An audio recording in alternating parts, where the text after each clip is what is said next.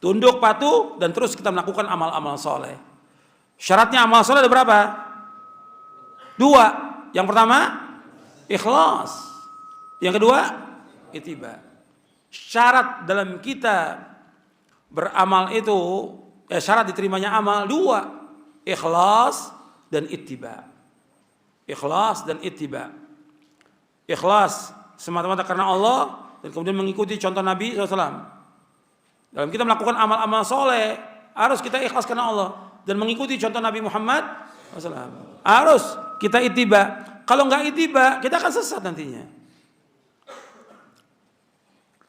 Jadi kita harus ikhlas dan kita harus ittiba. Karena banyak kaum muslimin yang melakukan amal, ada yang tidak ikhlas, ada yang tidak ittiba. Ketika salah satu syarat nggak terpenuhi, nggak diterima amalnya. Dia ikhlas, tapi nggak ittiba, diterima nggak? Tidak. Atau dia ittiba tapi nggak ikhlas, nggak diterima. Karena Allah memerintahkan fa'budillah mukhlishan, beribadah kepada Allah dengan ikhlas karena agamanya. Wa ma umiru illa liya'budullaha mukhlishina laudin. Tidaklah mereka diperintah melainkan untuk beribadah kepada Allah dengan ikhlas menegakkan agamanya. Dan Nabi juga SAW bersabda dalam hadis yang sahih tentang masalah ittiba ini. Saya bawakan dulu dalil dari Quran tentang ittiba dalam surah Ali Imran surah 3 ayat 31. Qul in kuntum tuhibbunallaha fattabi'uni yuhibbukumullah wa yaghfir lakum dzunubakum wallahu ghafurur rahim. Katakanlah seandainya kamu cinta kepada Allah, ikuti aku. Insya Allah akan cinta kepada kamu dan Allah akan mengampuni dosa kamu dan Allah Maha Pengampun dan Penyayang. Suruh kita ittiba. Maka Nabi melarang kita mengadakan yang baru dalam agama. Nabi bersabda SAW, man ahdatsa fi amrina hadza ma laysa minhu wa huwa raddun. Barang siapa yang mengadakan sesuatu yang baru dalam agama kami yang enggak ada contohnya, maka tertolak.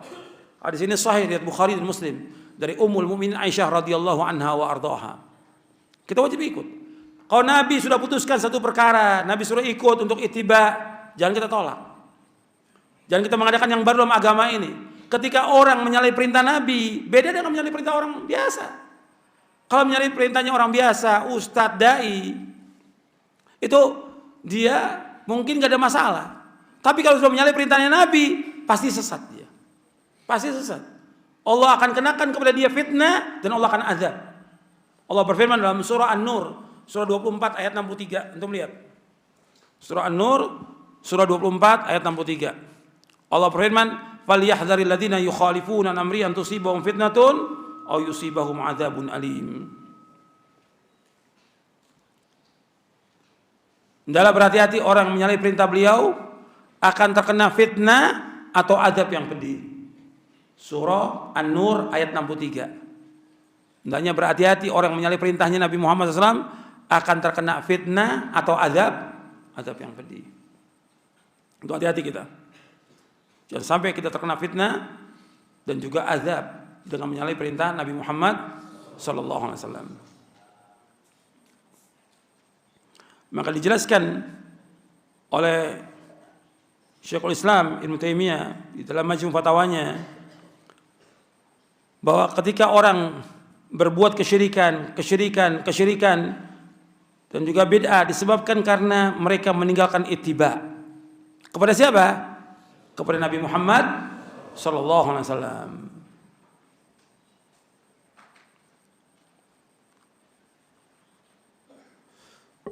Dan nanti tentang kewajiban kita untuk ittiba kepada Nabi Muhammad SAW ada di buku ini. Tentang mengimani Nabi Muhammad Sallallahu Alaihi Wasallam, nanti antum baca gitu. Ya, tentang prinsip kita berkaitan dengan iman kepada Nabi Muhammad SAW di prinsip yang ke-6 dalam kita beragama. Ya, antum perhatikan itu di prinsip yang ke-6 di dalam buku ini, iman kepada Nabi Muhammad SAW. Ini penting. Dan sini saya bawakan juga tentang wajibnya mencintai Nabi Muhammad SAW. Wajibnya kita ittiba kepada beliau, wajibnya kita memenuhi hak-hak beliau, wajibnya kita mentaati beliau, wajibnya kita menjauhi larangan yang beliau larang, wajibnya kita beribadah menurut apa yang beliau syariatkan.